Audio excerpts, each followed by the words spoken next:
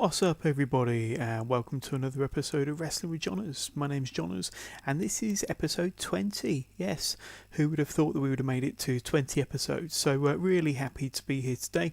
It's a bit of a bumper episode.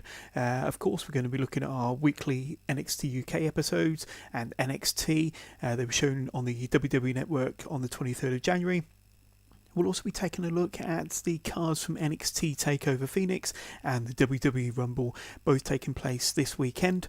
We'll have a little breakdown of the matches, have a look at the card for both of them two shows. I'll give you some predictions on how I think some of the matches will go. But also, as part of this episode, we're going to have an exclusive interview with Sean McMahon. Now, he is the founder and CEO of Nothing Else on .tv, and he's also a UK promoter for Extreme Dwarfanators Wrestling. So we're going to be talking about the wrestling, his love and fascination for wrestling, a little bit about his project with Nothing Else on .tv, and all that fun stuff. So that'll be coming up later on in this episode. However, back to NXT UK from the 23rd of January. The show starts with a recap of NXT UK Takeover Blackpool, where Jordan Devlin viciously attacks Travis Banks, not just once but twice, putting him out of action prior to their match that night. However, tonight Travis Banks gets a chance for redemption as he and Jordan Devlin finally goes one-on-one in this week's episode of NXT UK. Before that match, we get to see the reigning NXT UK champion, the Bruiserweight Pete Dunne, of course, as he comes out to greet the fans for an in-ring promo. Dunne gets an amazing reception from the fans in the Empress Ballroom in Blackpool, with loud Bruiserweight chants from the fans. Remember, Pete Dunne has been the WWE UK champion since May 2017, and he is up to well over 600 days as champion. Then we get the entrance from Joe Coffey and the rest of Gallus. Joe Coffey is sporting a big old black eye from their encounter at Takeover Blackpool, where both men went through the ringer in that classic matchup that will be remembered for a long time. Coffey starts by saying that Takeover didn't change a thing. This is still very much his kingdom. Coffey tells Pete Dunne to look at the title that he has held for over 600 days. He tells him to take it in, enjoy it, because we all know whose waist it will be around by the end of this war. And if anyone else has a problem with that, then they can get to the back of the line. Just then, the music of Walter starts, and yes, the ring general comes out to loud Walter chants as the big man comes down to face Joe Coffey and Pete Dunne face to face. Joe Coffey has to be held back by the rest of Gallus as Walter steps inside the ring. Coffey eventually leaves, leaving Walter and Dunne in the ring together. However, it appears that Wolfgang and Mark Coffey have their own ideas, only to be quickly beaten and sent packing by the Bruiserweight and the ring general. That leaves the champ and the ring general, who lock eyes on each other as Dunne's music plays to end this segment. I think we'll get to see Joe Coffey and Pete Dunne have a rematch. However, Dunne and Walter is the big one, and I for one can't wait to see that match. And as I said last week, that match deserves to be on the biggest setting, the biggest stage, and I believe there's no bigger setting than NXT Takeover New York during WrestleMania weekend in April. So let's make it happen. Then we see assistant to the GM Sid Scala announcing that NXT UK will be in Phoenix for the World Collides tour, where 5 wrestlers representing NXT UK, NXT and 205 Live will battle it out over the weekend-long tournament in Phoenix. Sid goes on to say that they will also be taping 3 episodes of NXT UK while they're over in the States, in Phoenix, over that weekend.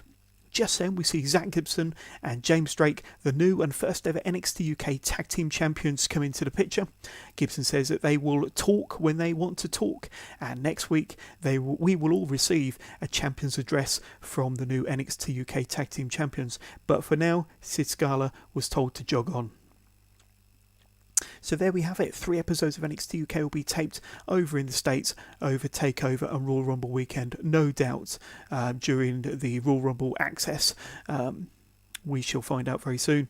Speaking of access, as you heard from Sid Scala just then, this weekend over in Phoenix will also be where we will see the Worlds Collide tournament being taped, with Tyler Bate, Zach Gibson, Travis Banks, Jordan Devlin and Mark Andrews representing NXT UK. Tony Nese, Drew Gulak, TJP, Humberto Carrillo and Cedric Alexander representing 205 Live, and Adam Cole, Velveteen Dream, Dominic Dijakovic, Keith Lee and Shane Thorne representing NXT. That tournament will be shown on the WWE Network from the 2nd of February, and we will also be covering it here on Wrestling with Johners. Then we have our first match of the night, Nina Samuels versus Lana Austin. So Lana Austin is getting her NXT UK debut in this match against Nina Samuels, who we've covered quite a lot on NXT UK and Progress reviews before. Austin connects with a nice European uppercut and a basement drop kick on Samuels. Samuels hits a well-executed drop kick to the back of Austin for a 2 count. Austin makes a brief comeback with a couple of clotheslines and a running uppercut, followed by a knee strike for a 2 count of her own. Austin's offence doesn't last for long, however, as she gets a run into the ring post before being slammed off of Samuel's shoulder for a fireman's backbreaker, which she calls the prima donna for the pinfall victory. We then see highlights of that epic match at NXT UK Takeover Blackpool in the finals of the tournament to crown the first ever NXT UK Tag Team Champions between Moustache Mountain and Drake and Gibson, with Drake and Gibson walking away as the first ever NXT UK Tag Team Champions on that epic encounter. Radzie's seen backstage talking to Tyler Bate and Trent Seven after that match. Tyler says that they came up short by not winning the match for the Tag Team Championships, and the goal is still to be the next NXT UK Tag Team Champions. They may be down, but they are certainly not out. We then see Radzi catching up with Toni Storm, and she says that she chose to take on the NXT UK Women's Championship because she loves this brand. She says that the Mae Young Classic helped her to realise her dream, and as she beat some of the greatest female wrestlers from around the world, and now she is the NXT Women's Champion.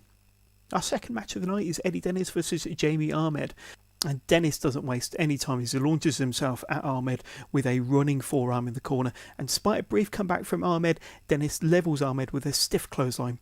Dennis throws Jamie Ahmed over the top rope before sending him flying across the ringside area with a solid forearm before slamming his opponent hard onto the ringside area. Ahmed makes a brief comeback with a series of lefts and rights before catching Dennis with a sweet right foot. However, that offence doesn't last for too long as the powerful Welshman powers Ahmed from the second turnbuckle with a decent superplex before executing his next stop driver for the win over the spirited Jamie Ahmed. That match wasn't as easy as Eddie Dennis would have liked, but the Pride of Wales gets to win after 5 minutes. There's some breaking news from Johnny Saint announcing that Moustache Mountain will take on Fabian Eichner and Marcel Bartel on NXT UK next week. That should be an outstanding match, and I'll be covering that match next week on Wrestling with Johners. Walter is also announced as making his NXT UK debut next week, so it looks as though that show is starting to shape up to be a great one. Our main event of this week's NXT UK is Jordan Devlin versus Travis Banks. So this, of course, was the match that never really got started at NXT UK Takeover Blackpool. And Banks wastes no time in this match, however, as he dives into the ring to attack his opponent, Jordan Devlin, with vicious punches, kicks, and a sweet dive through the ropes to the loud approval from the fans in Blackpool. Devlin tries to make an escape into the crowd, only to be caught by the Kiwi Buzzsaw with a solid kick, sending Devlin back over onto the ringside area. Banks then launches himself over the ringside barriers, diving over the barrier directly onto the Irish Ace, and that was a pretty cool move. Banks is pumped after that exchange with very strong Kiwi Buzzsaw chants from the fans in attendance. Devlin then goes after Banks' previously injured knee, but he avoids Devlin's attack before landing a double stomp from the ring apron onto the back of Jordan Devlin at ringside. Banks lands some stiff kicks to the chest of Devlin, but the Irish Ace is quick to react, catching Banks on the middle turnbuckle before drilling Banks with a backstabber to regain control of the match. Devlin executes a backbreaker across the shoulder on his weakened opponent before dropping Banks with a Uranagi, followed by his standard moonsault for a close 2 count. I love Devlin, the heel, taunting his opponents in the ring and talking smack to the fans. Both men end up on the ring apron with Banks being sent into the ring post before Devlin hits an awesome Spanish fly on Banks, with both men landing hard on the floor on the outside. That was stunning and fully appreciated by the fans. Devlin hits a second Spanish fly in the centre of the ring, but before Devlin could follow up, Banks nails Devlin with a fighting spirit lariat, turning Devlin inside out. That was a wicked exchange between these two. Both men are down and look hurt as the fans chant NXT, NXT. Both competitors start a striking exchange with vicious forearms and a jumping knee from Banks. Devlin strikes back with a brutal headbutt before executing a stunning ripcord backdrop driver for another close near fall. I absolutely love that move. Devlin attempts a moonsault from the top turnbuckle, only to be caught by a pair of knees from Travis Banks. Banks then sends Devlin into the corner with a running John Woo dropkick before striking the Kiwi Crusher for the closest near falls of the match so far. This match has been pretty solid so far, with both men pulling out all the stops. Banks misses his slice of hell finisher after Devlin collapses with exhaustion to the canvas. Devlin attempts the Island's Call finisher, only for both men to tumble to the outside, and under the referee's 10 count, neither man can make it back into the ring, and to the loud disappointment for the fans, it's a double count out. As both men come to, they start to slug it out again at ringside, as that hour of NXT UK comes to an end. So that episode of NXT UK was okay, with the highlight of the show for me definitely being the main event match between Banks and Devlin.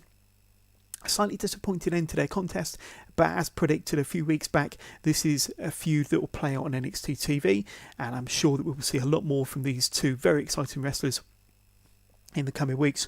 I love the Spanish fly spot from the ring apron to the floor, as well as Devlin's second Spanish fly on the inside, only to be countered immediately after by Banks' wicked lariat. Those two had a great match, and maybe the double count out was the right decision, the right outcome after all, if it means we're going to get to see more from these two in matches in the future. Then on to NXT from Full Sail. This is the 23rd of January episode, and NXT from the 23rd of January is the go-home show ahead of NXT Takeover Phoenix this Saturday night. And as mentioned earlier, we'll do a full rundown of that amazing card towards the end of this episode. The Velveteen Dream comes out to the ring to start this episode with enthusiastic chants from the Full Sail faithful. The Dream says that he has something special in his sights. He said that the Dream waits for no man, and that he has a sparkle in his eyes, and he has his sights set on the North American Championship. Then the Undisputed Era's music starts with Adam Cole and Bobby Fish coming out on stage. Cole says that they will win all the gold that NXT has to offer. O'Reilly and Strong will retain their titles at TakeOver, and soon Bobby Fish and Adam Cole will have gold around their waists too. And you, Velveteen Dream, can dream on. Bobby Fish gets on the mic and tells Dream that he needs to live in the land of reality, and 2019 will continue to be their year, and that is undisputed. Dream tells Fish that he is ready to dispute that claim, but only if it's okay with Adam. Fish and Cole both dive into the ring to attack Dream, but he's just too fast as he mocks Cole and Fish on the rampway as the segment comes to an end there. No doubt setting up a match between the Velveteen Dream and Bobby Fish later on in this episode, and hopefully leading to a match between the Velveteen Dream and Adam Cole in the future. We then see a hype video for Shayna Baszler and Bianca Belair for Takeover Phoenix, which should be a great match between the striker and the submission specialist Shayna Baszler versus the awesome athlete and powerhouse Bianca Belair.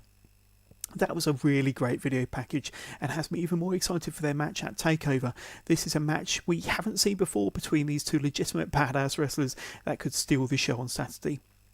We then see the enter the match between Keith Lee and Cassius Ohno from last week's NXT, where Ohno picked up the win after low-blowing Keith Lee from behind, with Matt Riddle coming out to chase Ohno off ahead of their rematch at Saturday's TakeOver. Oney Lorcan and Danny Burch versus Fabian Eichner and Marcel Bartel is up next. So Marcel Bartel has been with the WWE for nearly 1 year, but he's only been making a name for himself on the NXT and NXT roster over the last month or so, I would say. Mostly tagging with Fabian Eichner as part of the tag team known as the European Union. Danny Burch is a wall of fire as he gets tagged in with a headbutt and an enziguri on Bartel. When Eichner gets tagged in, he levels Lorcan with a wicked 360 lariat in this ultra fast paced match. After another quick tag between Eichner and Bartel, Bartel throws Lorcan into the waiting arms of Fabian Eichner, where he powers Lorcan into a stunning brainbuster, while Bartel levels Burch on the outside with an awesome tope dive through the ropes. before Eichner slingshots himself onto the top rope, jumping to the next rope long before executing an excellent moonsault onto Lorcan in the centre of the ring. That was an outstanding sequence of moves. Lorcan manages to roll through on Eichner and Bartel's double team move, turning Eichner over for a single leg Boston Crab before Birch comes in with a running John Woo dropkick, sending Eichner crashing into the corner. Lorcan then slaps Eichner silly before delivering a running European uppercut, sending Eichner to the outside before launching himself over the top rope to take out Bartel and his tag team partner with that one move. We then see Eichner reappearing, scaling to the top turnbuckle before launching himself at Birch and Lorcan on the outside with an almighty dive. This match is super exciting. Both teams are outdoing themselves in this encounter. To end the match, Eichner goes for a slingshot dive onto Lorcan on the inside, only for Lorcan to avoid the move, rolling his opponent up for the 1-2-3. That was awesome and probably the match of the night, if not possibly match of the week in my opinion. Simply outstanding. Definitely go out and watch that match on the WWE Network if you haven't done so already. We then see a video package hyping up the NXT Championship match between Tommaso Ciampa and Aleister Black, which should be another crazy match at this Saturday's Takeover. Once again, another hype video that got me even more excited for this match on Saturday. This was a great video package recapping everything that has occurred between Ciampa and Black, as well as Johnny Gargano over recent months, in what has to be one of the best feuds and storylines in NXT history. We then see Io Shirai and Kairi Sane taking on Tanaya Brooks and Amber Moon. Mauro Ranallo acknowledges the Jumping Bomb Angels as WWF Women's Tag Team Champions from 31 years ago, and that's something that you won't hear nowadays on the main roster. The more I see of Io Shirai, the more I'm impressed with her moves, her awesome moves and overall talent. Sane hits Nova with a snap mare before hitting a sliding elbow in the corner. Brooks gets tagged in, but only for her to get drilled by a spear by Sane before Sane tags in Io Shirai. Io Shirai then connects with a 619 and a springboard missile dropkick. Shirai and Sane combine well as they put their opponents out of their misery with an assisted moonsault for the 3 count. I was impressed with Sane and Shirai, both legit best friends, combining very well in this entertaining squash match. And this is another reason why I love squash matches, because you get to see the more established talent perform their moves before being given tougher competition. I've got very fond memories of the likes of Razor Ramon and Yokozuna, as well as many others demolishing their enhancement opposition back when I started watching the WWF back in the early 1990s. This did the same for me in this match, with Sane and Io Shirai working well together with some good double team moves to end the match. It wouldn't be a bad thing to see these two compete for the new WWE Women's Tag Team Championships sometime in the future. I think they make a really good team. The Velveteen Dream versus Bobby Fish is the next matchup. We haven't seen a lot of Bobby Fish in singles competition since he started in NXT a couple of years ago. I remember he was out for a year or so with a very serious knee injury. However, he's a very accomplished wrestler, whether it be on his own or as part of the team with Kyle O'Reilly or another member of Undisputed. Fish starts the match strong with a Muay Thai kicks to the Velveteen Dream. Velveteen Dream, however, manages to put in a very strong attack of his own, nailing Fish with a springboard dropkick, sending Fish to the outside. Dream follows this up with a double axe handle from the top turnbuckle to Fish on the outside, and shades of Macho Man Randy Savage on that move. Adam Cole manages to distract Dream, giving Fish the opportunity to take advantage with a dragon screw, sending Dream into the barriers at ringside, with that move appearing to injure the Velveteen Dream's leg. Fish hits an Atomico on Dream before going to work on Dream's injured right leg, which Dream was able to fight his way out of, dropping Fish with a second rope dropkick before nailing his sweet spinebuster. Bobby was able to avoid the purple Rainmaker, allowing him to slap on an E-bar, with Velveteen writhing in agony on that move. Towards the end of the match, Dream sends Fish crashing to the outside onto Adam Cole, allowing Dream to execute a Dream Valley Driver before hitting his purple Rainmaker for the pinfall victory over Bobby Fish. That was another fun match, with the Velveteen Dream looking set for a feud with the Undisputed Era and Adam Cole in particular in the future, and I for one can't wait to see those two go at it. One final note on that match, I really enjoyed watching Bobby Fish being fully fit again and back in the ring in singles action, and I thought he looked great with Strong and O'Reilly looking set as a tag team and Adam Cole being the leader of the group. I'm curious to see where Bobby Fish fits into it all in the long run. I'm not sure that he fits into any of the title pictures at the moment in NXT, so it'll be interesting to see what they do with Fish in the future. He's ultra talented in the ring, but I can't see him being anything other than anything more than just a fourth member of the Undisputed Era who interferes in matches for his heel counterparts. I hope it's much more than that, of course. We will have to see. We may see Bobby Fish popping up again in this week's Takeover Phoenix match when the Undisputed Era takes on War Raiders in their defence of the NXT Tag Team Championships. Nevertheless, the Undisputed Era are a very exciting faction, and I can't wait to see them on either Raw or SmackDown before the end of this year.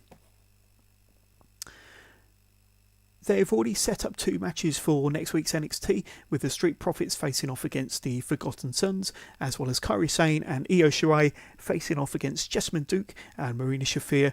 That last match should be excellent, with both matches possibly taking place in the pre-show before NXT TakeOver this Saturday night. Ricochet comes out to the ring next to accept Johnny Gargano's challenge from last week ahead of his match with Gargano for the North American Championship at Takeover Phoenix. Ricochet addresses Gargano, saying how 2 weeks ago Johnny comes out here and talked all this crap about being better, but not 5 minutes later, like a coward, you blindsided me with a super kick. Ricochet goes on to say how the way he sees it, the 2019 Johnny Gargano is the same as the 2018 Johnny Gargano. If you ask me, in 2018, all you did was show the world your true colours, and the only person you care about is your own miserable self.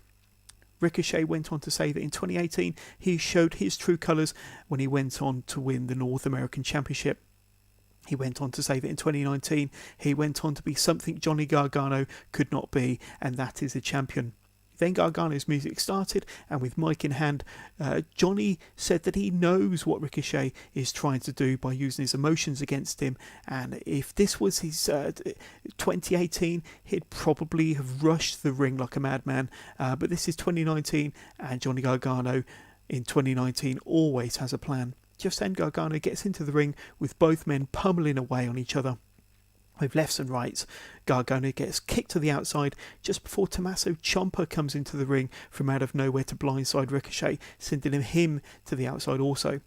Gargano and Ciampa then look at one another before Johnny continues the attack on Ricochet until Aleister Black storms into the ring to take care of the NXT champ with a huge kicks. Johnny Gargano rams Ricochet into the steel ring steps before climbing back into the ring to come to Tommaso Ciampa's rescue by attacking Aleister Black. Johnny lays Black out with a super kick. Ciampa then goes in for the kill as Gargano lays in the boots onto his takeover opponent Ricochet. Ciampa and Gargano execute their respective finishes on their takeover opponents before exiting the ring, looking at each other eye to eye as they walk slowly up the ramp. Tommaso then extends his hand out for Johnny to shake, and just as it looks like he is about to become one with Ciampa once again, Candice LeRae runs out to prevent Johnny from shaking Ciampa's hand, saying that we are not doing this again. That was an excellent segment, a great segment to set up the 2 key matches at Takeover Phoenix on this Go Home episode, and a great continuation to the storyline from over the last 2 years with Tommaso Ciampa and Johnny Gargano. It's had so many twists and turns, and I know that we haven't heard the last of this one. Expect to see a surprise or two involving these two at TakeOver, giving us a better idea of where we're heading leading into NXT TakeOver New York WrestleMania weekend in April. This was a great show, great episode of NXT. That tag match between Oney Lorcan and Danny Burch versus Marcel Bartel and Fabian Eichner was off the charts. I enjoyed watching Io Shirai and Kairi Sane tag together. The match between Bobby Fish and the Velveteen Dream was also a lot of fun. And once again, I loved the segment involving Gargano and Ricochet, Black and Ciampa setting up their matches perfectly for TakeOver Phoenix. An excellent episode of NXT there. And I, for one, I'm even more hyped for NXT TakeOver Phoenix this Saturday. Finishing Move Limited, specialising in simple, stylish and versatile items to elevate your everyday. Check out their Instagram at Finishing Move Limited and find their elevated essentials range at finishingmovelimited.com. Welcome back to Wrestling with Johners, and today we've got our first ever interview on the podcast. It's Sean McMahon. You may know him as the UK promoter of Extreme Dwarfanators Wrestling and Nothing Else on .tv. So welcome, Sean. Welcome to Wrestling with Johners. Thank you very much. Thank you for having me. No, you're very welcome. So you are known as the UK promoter of Extreme Dwarfanators Wrestling. Is that correct? Yeah, so the Extreme Dwarfanators Wrestling approached us to do a UK tour. My background is PR and marketing. Yep. I look after the Coyotes and Glue Saloons in the UK. Yep. And they wanted to put a show on in the UK in our venue. So we picked up a lot of their PR work and helped with the tour last year. And I'm pleased to say they're coming back this year in April. So yes, absolutely. Lots to look forward to there. So there was a lot of media coverage around the Dwarfanators Wrestling last September, with certain venues cancelling because of a bit of negative feedback. Now, I've always been a firm believer that any publicity is good publicity. But what was the lasting effect, if any, from that media coverage, would you say, Sean? It's helped. I would say a year ago, nobody had heard of dwarf wrestling in the UK, and I think we reached 60% of the UK population. There was just one lobby group that was a bit negative towards them, and their stance is anybody with dwarfism shouldn't be in the entertainment industry, whether it was wrestling or other forms of entertainment. Yeah. And our argument was, well, these guys are highly trained professionals. They've trained for many years. Many of them are second generation. Some of them have been in WWE. So there's no reason why they shouldn't perform. They, argued saying they would be ridiculed. People would go there to poke fun at them. But I think after they've actually seen the shows, visiting the shows, that turned it on its head, and they were like, well, actually, no, this is proper wrestling, and they're doing some really incredible stuff. So I know they gained a lot of fans that had never been to a wrestling match before. Yeah. Other wrestling fans had come along to support them as well, and other wrestlers, and everyone was blown away by their incredible athleticism, which is really, really good. Yeah, absolutely. And the media coverage I saw actually demonstrated a very kind of positive, a lot of positivity, both from the wrestlers and yourself, in terms of what you're doing for entertainment and for wrestling, whether it be for dwarfs or, the standard everyday person. But I thought it actually ended up looking quite good for you guys. Yeah, I mean, overall it was very, very good. Obviously, we filmed the tour as well, and that's out on our TV channel from this evening. We've only put out the first Cardiff show, and we're running that over the next 4 weeks, and then we're following that up with the debut of the show in Swansea, and then followed by the show in Liverpool as well. So there's lots to look forward to with regards to the Dwarfanators, and obviously they're coming back in April, which is really cool. Excellent. Yes, I've got all the dates for the April tour, so I'll go through that a little bit later on in the podcast. But if listeners of Wrestling with Johners want to go and see the Extreme Dwarfanators Wrestling show, what are they likely to get for their money? So tell us fans what they're likely to see when the Dwarfanators come to town. Really sell it to us now, Sean. So the Dwarfanators, it is Extreme Dwarfanators Wrestling, so it is more ECW style than anything else out there. So there's no disqualifications in majority of their matches. They're using everything from trash cans to wet floor signs, and as you'll see on the show, it is Extreme Dwarfanators Wrestling. It is pure entertainment, but really, really, really good wrestling. Yeah, really good. Now I've seen you get. You've just got to watch it to see it. Absolutely, yep. And now I've seen you get involved in some action with the Dwarfanators as well, Sean. So you're obviously a huge wrestling fan. But where did it all start for you as a fan? What was your earliest memories of pro wrestling, and what kind of gave you that wrestling bug? I think watching wrestling on the World of Sport days, going along to the town hall in Sheffield and watching local wrestling there, watching Big Daddy and Davey Boy Smith, Giant Haystacks, Kendo Nagasaki. From there, I think I was watching AWA wrestling and WWF wrestling back in the day as well. So I've always been into wrestling and watching wrestling. And I've always watched WWE. I'm a huge fan of WWE as well. So, it's just taken from there. That's right. I mean, it's always been there.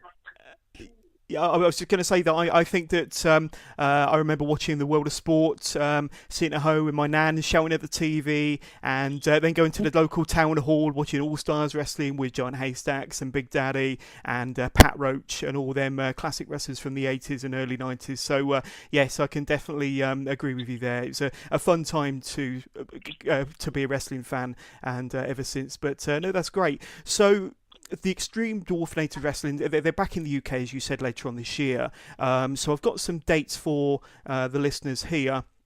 As you mentioned, they're back in March the 29th in Torquay, the Foundry Torquay, then the 31st in Swindon, the 1st of April in Cardiff, and the 2nd in Swansea. And I think you mentioned Liverpool, didn't you, Sean? Are they in Liverpool as well? We're still looking at Liverpool. Right. It was a bit cramped for space in Coyote Ugly in Liverpool. Gotcha. So the decision hasn't been made. Although it was probably one of the better shows, even though it was the last show, it was really, really good. The atmosphere was electric. Liverpool fans are very passionate about wrestling. Yes, indeed they are. So now there's a big promotional campaign for the new Nothing Else on .tv premium channel, which launches on the 1st of February. What additional content can viewers expect to see from the new premium service from the 1st of February? Tell us all about it, Sean. So there's a lot of different wrestling channels out there, but we're slightly different. What we're aiming to do is bring global wrestling. So we are handpicking different wrestling promotions from all over the world. So we've got Northern Storm from Russia, we've got Rockstar Pro and Generation Championship Wrestling from America, we've got AWO from Israel. From China is one where we're making big inroads into. So we've actually got 4 promotions on there. 3 of them we've announced so far, which is Middle Kingdom Wrestling, King of Pro Wrestling, and OWE. So we've got 3 already announced. We've got a 4th one being announced shortly. It's just bringing something different and value to our viewers at the end of the day. We've also got German Wrestling Federation, PMW from Budapest. So there's a lot of variety on there. Some are in native language, some are subtitles, some are in dual languages. So there's a lot of variety, to say the least. Indeed. So you mentioned OWE there. Now, that's Oriental Wrestling Entertainment, who were in the headlines a couple of weeks ago, having just signed to work with All Elite Wrestling. So this is quite a big deal for you guys. What can you tell us about that deal with OWE? I can't. Oh, but quite an exciting development for you and Nothing Else on .tv, but definitely an organisation that the fans have to go out and check for themselves, basically. Yeah, so OWE are unlike anything else out there, full stop. Yep. For example, they don't only train their competitors with wrestling, they also train them in dance, they also train them in performance, they also do a lot of film training, so it's a lot different to other wrestling organisations out there. It is a show. It's more showmanship than a lot of other wrestling companies. The production values are just immensely brilliant, which is phenomenal. We are working on a few bits and pieces with them at the moment with regards to behind-the-scenes looks and a few extra programs. We're getting programs a lot quicker onto the channel now. So where they air in China, I think they've got about 40 million viewers. Wow. In contrast, WWE has got 1.96 subscribers on there. channel, I believe, 1.96 million, where OWE's got 40 million in China alone. So what we're trying to do is open the doors not only just to OWE but also to the other promotions in China to say, look at what these guys are doing. It's phenomenal. So it is unlike everything else that you've seen out there. We are working with them on quite a few different projects at the moment, which I can't say too much. No. One of the things a lot of people are asking about is can we bring Oriental Wrestling Entertainment with English commentary? So that is something that we are working on.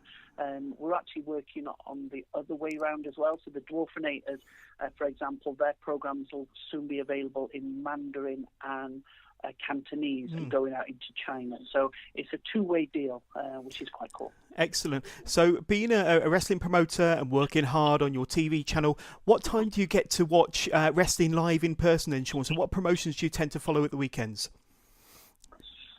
There's so many good wrestling promotions out there.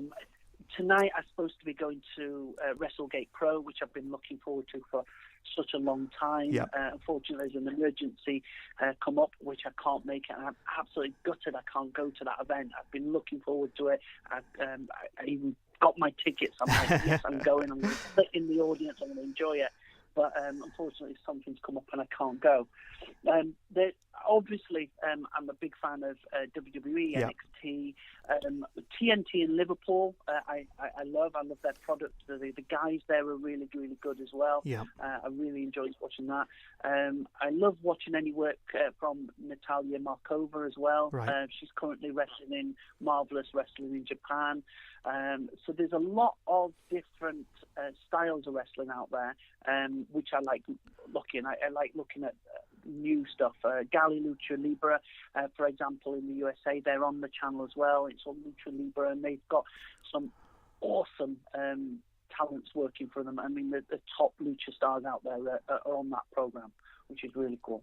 Absolutely amazing. So now looking ahead to this weekend, there's a big weekend of wrestling ahead, especially if you're a WWE fan. You've mentioned that you are. Will you be watching NXT Takeover or the Royal Rumble, Sean? And if so, what matches are you looking forward to?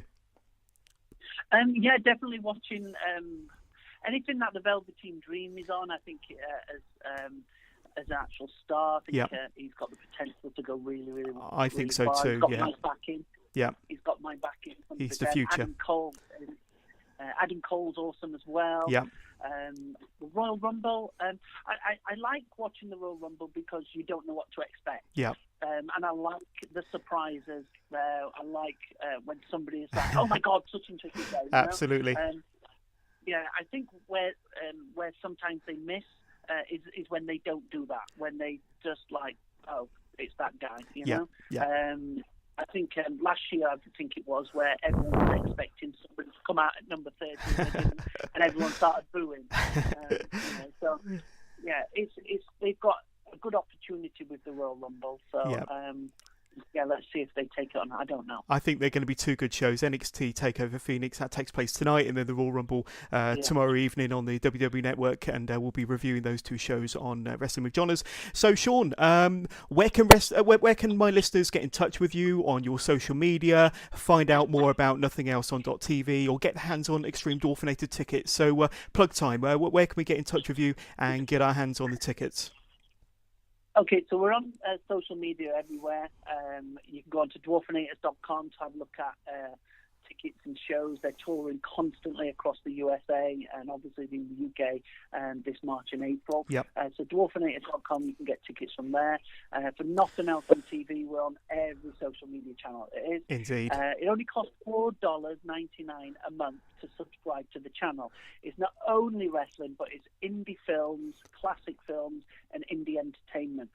There's so much variety that you get for your money. It's not just wrestling. We've even got live boxing show on the 2nd of February from Newport, South Wales. Excellent. Well, thank you very much for coming on the podcast today, Sean, and hopefully we can do this again sometime in the future. But best of luck with the premium channel going live on the 1st of February and when the Dwarfanators come back to the UK in March and April. And thank you for your time today. No problem. Thank you for having me. Thank you very much. Well, there you have it. I hope you enjoyed the interview with Sean McMahon there. And the Dwarfanators are coming back to the UK in March and April. The tour dates are as follows. They're coming over. The first date is in Torquay, the 29th of March at the Foundry in Torquay.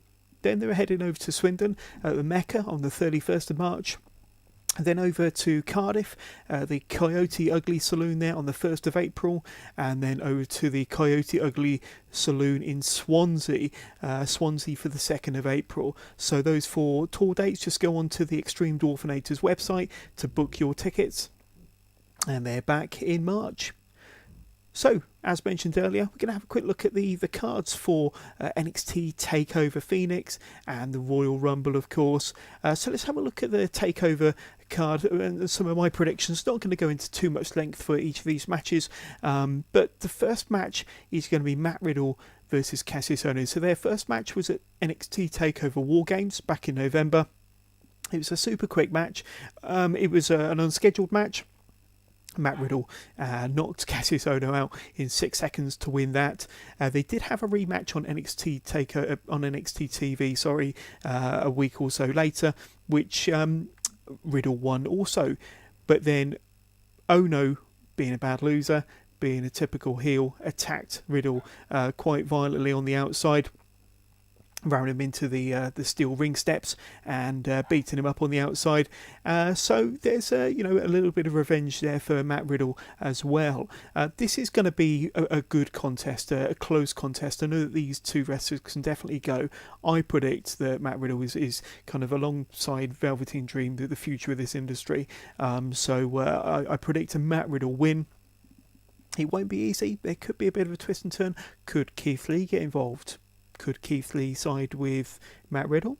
Could he side with Cassius Ohno? I don't know. I don't know for certain. That'd be interesting to see if he gets involved to give Keith Lee a little bit of a storyline and a little bit of character development, which is much needed as far as he's concerned. I would like to see a Matt Riddle victory there to hopefully cap off that feud. Then the NXT Women's Championship match between Shayna Baszler and Bianca Belair. I predict a Shayna Baszler win here, although I do expect the other two members of the Fourth Woman, Jessamine Duke and Marina Shafir, to get involved somehow. I do expect Bianca Belair to fend them off, but I do also expect Shayna Baszler to win the match. So yes, a win there for Shayna Baszler is my prediction. Undisputed Era versus War Raiders for the NXT Tag Team Championships. Out of all the titles that are up for grabs Takeover this weekend, I think this is the one that's most likely to change. I do expect Undisputed Era to go up to the main roster soon. I said earlier in the episode that they'll definitely be going up some point in 2019. It could be sooner rather than later. I'll be surprised to see them on the main roster before WrestleMania, but I do think that they're losing the title here. I do think that Roderick Strong and Kyle O'Reilly are losing the titles here to the War Raiders. This could be the only title change of the night as far as I'm concerned. Ricochet versus Johnny Gargano. I think Ricochet's keeping this championship. I've really enjoyed the storyline leading into this match. But the reason why I don't think Johnny Gargano is winning the championship is I think there's more to be told in his storyline, his story arc with Tommaso Ciampa. I don't think he needs a championship at the moment, or certainly not until he's back in contention for the NXT championship. That's why I think Ricochet is winning. I think Ricochet will win. I think, as we've seen in weeks gone by, in months gone by, Johnny Gargano's emotions will get the better of him. Not sure if there'll be any outside interference from anybody else in this match, but I think that Johnny Gargano and his emotions getting the better of him will lead to Ricochet retaining his championship. And I think it will ultimately turn around to Johnny Gargano being the ultimate underdog, the ultimate babyface once again, ultimately leading to him defeating Tommaso Ciampa for the NXT Championship at NXT New York. There you go. I've gone out on a limb and I've said it. I think that Johnny Gargano will be the one to dethrone Tommaso Ciampa at NXT New York WrestleMania weekend to cap off that 2.5 year long storyline. So with that, that takes us to the main event of NXT Takeover Phoenix, Tommaso Ciampa versus Aleister Black. Yes, I think Tommaso Ciampa's retaining. I can't see Aleister Black winning for two reasons. One, I think he's going up to the main roster very soon, possibly before WrestleMania. He could well be an entrant in this year's Royal Rumble, and I'll get onto that in a minute. Two, I think we're going to see an appearance from Johnny Gargano. Just my kind of gut instinct. I think after he loses to Ricochet, I don't think he's going to be able to let it go, and somehow he's going to come out, interfere with Aleister Black, interfere with Tommaso Ciampa. Hey, I don't know. Potentially Johnny Gargano's interference could backfire in the same way that it backfired when Aleister Black lost the championship a few months ago, when Tommaso Ciampa first won the title. It could backfire this time the other way round, where Aleister Black could win the championship from Tommaso Ciampa.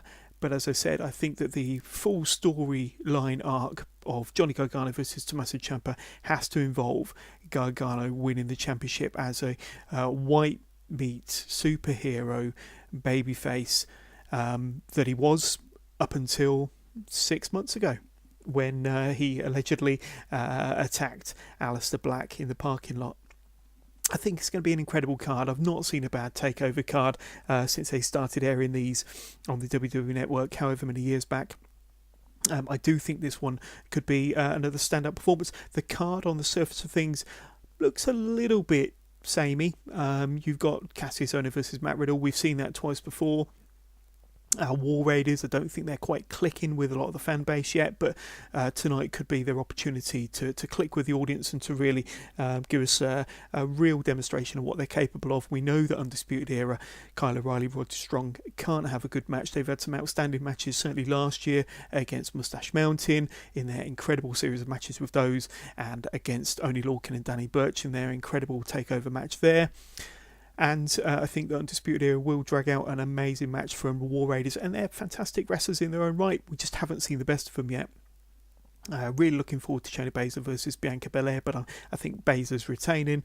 Ricochet, I think, is walking away with the win there, retaining his North American Championship against Gargano, and I think Tommaso Ciampa is going to end the night as reigning NXT champion over Aleister Black, and I think there's going to be some sort of interference from Johnny Gargano. Let's have a quick look at the Royal Rumble. The pre-show matches, first of all, you've got a four-way for the WWE Cruiserweight Championship with champion Buddy Murphy defending his title against Hideo Itami, Cedric Alexander and Akira Tozawa. So this should be a stellar match, and I think that it could steal not just the pre-show, but I think it could steal the whole show for being one of the matches of the night, if not the match of the night. All four incredible matches, wrestlers, and Buddy Murphy, of course, is the reigning champion, but Itami, Alexander and Tozawa are previous Cruiserweight champions since the inception of the championship a couple of years back. I think if there were to be a new champion, I want to correct myself there, Itami hasn't won the championship yet, and I think he's walking away as the champion tonight. I think he could be the one of the four that hasn't won it so far that will be walking away with the championship.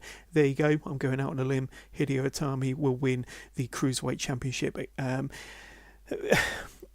It's always a shame to see a title change hands on the pre-show.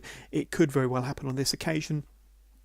I believe that out of the four, Hideo Itami is probably the most deserving of the wrestlers, having not won a championship since joining the WWE 3 or 4 years ago. Buddy Murphy's been a great champion. He could very well retain soon after. Hideo Itami is my guy tonight, though. The second of the two pre-show matches involves the US Championship. Current champion Rusev going up against former champion Shinsuke Nakamura. What's happened to Nakamura? 12 months ago, he was riding high, he won the men's Royal Rumble, was going off to face AJ Styles at WrestleMania. He had had several failed World Championship attempts before then, when Jinder Mahal was the champion, for example. He couldn't get a win against him for love nor money. But after winning the Royal Rumble, losing to AJ Styles at WrestleMania, then losing to AJ Styles in their subsequent matches, he's really dropped down the card. And yes, I was pleased for him when he won the US Championship, but he's since lost it, and now he's gone from closing the show at Royal Rumble last year to being on the pre-show this year against Rusev. I think it's a tricky one. I think Rusev is retaining, because I think the next champion will be Andrade, formerly Cien Almas, but Andrade could be the next champion. If Shinsuke Nakamura wins tonight, I can see him losing the US title to Rey Mysterio, who will then lose it to Andrade. So I think that Andrade is certainly in the loop for winning the title fairly soon. Rey Mysterio being added into the mix. It'll be an interesting one, but I'm going to say Rusev retains tonight. The Bar versus The Miz and Shane McMahon, an interesting one. That one's going to be for the SmackDown Tag Team Championships. I like The Bar. I think The Miz and Shane McMahon have taken a lot of people by surprise on how they've gelled, how their relationship has formed, how they're getting over as babyfaces, certainly with the Miz being in an unfamiliar role as a babyface. It's a tricky one. I'm going to go out on a limb and say that the title changes hands here. I'm going to say The Miz and Shane McMahon beat The Bar in quite an exciting match for the SmackDown Tag Team Championships. Asuka versus Becky Lynch for the SmackDown Women's Championship. Now, this is an interesting one. I think that the stories going around the internet has been all about Becky Lynch being involved in the main event of WrestleMania against Ronda Rousey, and possibly a triple threat with Charlotte being involved. For that to be the case, either Ronda Rousey would have to go onto the SmackDown brand where Becky Lynch and Charlotte are currently, or Becky Lynch somehow would have to go onto the Raw brand to face Ronda Rousey. So which way round could it be? Becky Lynch might win the SmackDown Championship for the third time, going into WrestleMania as the champion, and Ronda Rousey could potentially enter the Royal Rumble. Charlotte could potentially enter the Royal Rumble. They could one of them could win it, and then the other one get involved somehow.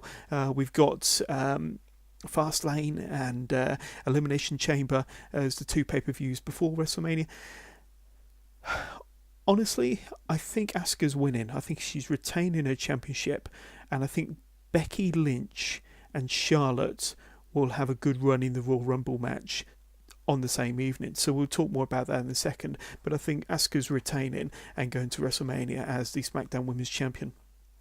Daniel Bryan versus AJ Styles for the SmackDown WWE World Championship. An interesting one. I really don't want to see AJ Styles as a champion again. He had a long run last year. The new Daniel Bryan has been the revelation of the WWE over the last few months. His character, his gimmick, is really taken off. Best promo guy in the company at the moment, and pulling out some of the best matches as well. I think Daniel Bryan's retaining.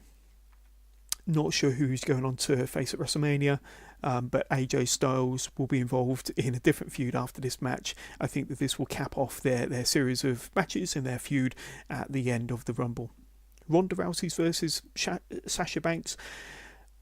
This is an easy one. For me, it can't be Sasha Banks. For me, it's got to be Ronda Rousey. She's got to be going into WrestleMania as the champion, in my opinion. Hence what I said earlier. I believe Rousey's going to WrestleMania as the Raw champion, and somehow it transpires that Charlotte and Becky Lynch will face her in a triple threat. I'm not sure how that's going to happen yet. I do have a little bit of a plan, and I'll explain that in a moment. Ronda Rousey's going over in this match. The final singles match before the Rumble matches themselves, you've got Brock Lesnar versus Finn Balor, and Finn Balor, of course, is the last-minute replacement, couple of episodes of Raw ago, replacement to Braun Strowman. This should be an easy win for Brock Lesnar in theory. He should go over against Finn Balor in the same way that he did with AJ Styles, Survivor Series in 2017, and Daniel Bryan, Survivor Series 2018. However, there's a lot of people saying that this is Finn Balor's time. And although he's the smaller of the two, he deserves kind of another run with the title, a lot of people are saying. And if any of the titles are likely to change, it could be this one. It could be a bit of a swerve, could be a bit of a shock. Honestly, I'm going to say Brock Lesnar wins, but I would absolutely be over the moon if Finn Balor wins the championship on Sunday night. That's going to be an interesting one. And Brock Lesnar always performs well with guys like the Daniel Bryans and the Finn Balors of this world, so this is going to be an amazing match. The bigger question is, will Finn Balor come out as the Demon? I'd like to see him come out as a Demon. He hasn't lost as the Demon, certainly not since coming up to the main roster. I think that could be a really stellar match. And like all the matches previously, this is another standout match on this very, very good card. On to the Men's Royal Rumble. Entrants that we're aware of so far, you got Drew McIntyre, Seth Rollins, Randy Orton, Dean Ambrose, Samoa Joe, Andrade, Rey Mysterio, Titus World Slide. Will he make another botch getting into the ring this time like he did at the Greatest Royal Rumble in Saudi Arabia? You got Baron Corbin, almost certainly going to be a part of it. Kofi Kingston, how will he evade elimination this time round? Bobby Lashley, and of course we know R-Truth is going to be in there, as well as the 30th entrant, provided he doesn't come out number 30 in the Women's Rumble, of course. Names that haven't been mentioned so far that I expect to be in there: Kurt Angle, yes, I think he will be. Lars Sullivan, possibly. I know that there's been a lot of stories going around that he hasn't shown up to the last couple of Raws because of a serious anxiety issue that he has. I think he'll be in the Rumble, and I think that will be his official debut.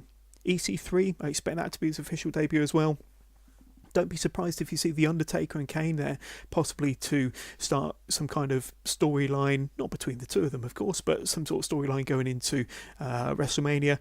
We always expect to see The Undertaker at WrestleMania, and usually he comes back around this time of year, around the Royal Rumble, to start a bit of a storyline feud with somebody in the Rumble. That could be interesting to see what happens there.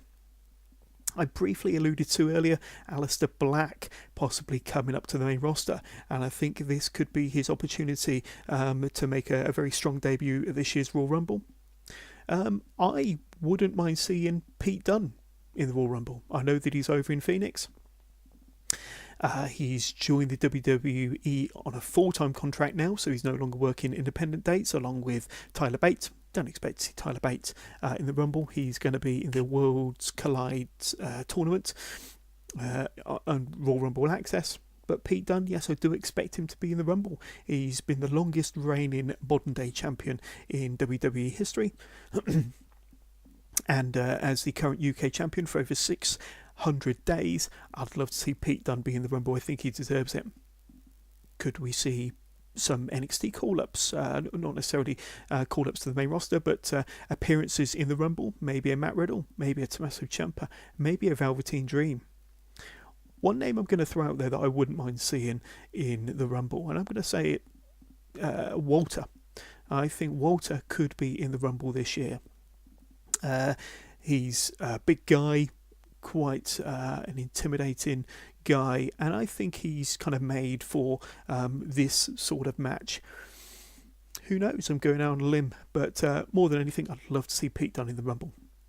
The Women's Royal Rumble, I'm not going to go into all the entrants, all the names that have been announced. I'm focusing on two names in particular, Becky Lynch and Charlotte Flair. I think it could be them two as the final two in the Rumble. Which one will win? Who knows? I really want Becky Lynch to be in the main event of WrestleMania. I'd love Charlotte Flair to be there as well. I think that their triple threat they had with Asuka at TLC was outstanding. And I think Charlotte Flair has been a real revelation. She's been an outstanding women's champion in the past, but I think she's really turned up the dial in the last few months with her emotion, her character, her emotional kind of anger side kind of coming out of her matches. Which has really given her a lot more strength and depth to her character. Could we possibly see a similar finish to what we saw with Bret Hart and Lex Luger back in '94? Or very similar to Batista and John Cena back in '05, where we see them taking each other over the top rope with their feet touching the floor at exactly the same time? Who knows? Maybe. That would be a great finish, and that would kind of explain how we could potentially get to a Ronda versus Becky versus Charlotte at WrestleMania. So I don't know about you, but I'm totally hyped for this weekend's offering from the WWE, and for once I think I'm looking forward to the Royal Rumble more than I'm looking forward to Takeover. Usually it's the other way around, and I feel a little bit guilty in saying that, but but if you look at every match on the Rumble card, even including the 2 Rumble matches which are looking very intriguing in themselves, it's a stacked card. It's an absolutely stacked card. One of the most exciting cards I've seen from the WWE in a long time. Nevertheless, it will be an amazing weekend of wrestling for pro wrestling fans, and know that Takeover will deliver like it always does anyway. So that draws an end to this episode of Wrestling with Johners. A bit of a longer episode than usual. We, of course, had the interview with Sean McMahon earlier on, so thank you once again, Sean. Don't forget to visit Sean's social media pages to find out more about Nothing Else on .tv, and when the Extreme Dwarfanators come back to the UK in March and April, check out their tickets by going to the Extreme Dwarfanators website for ticket details. So I hope that you've enjoyed this episode.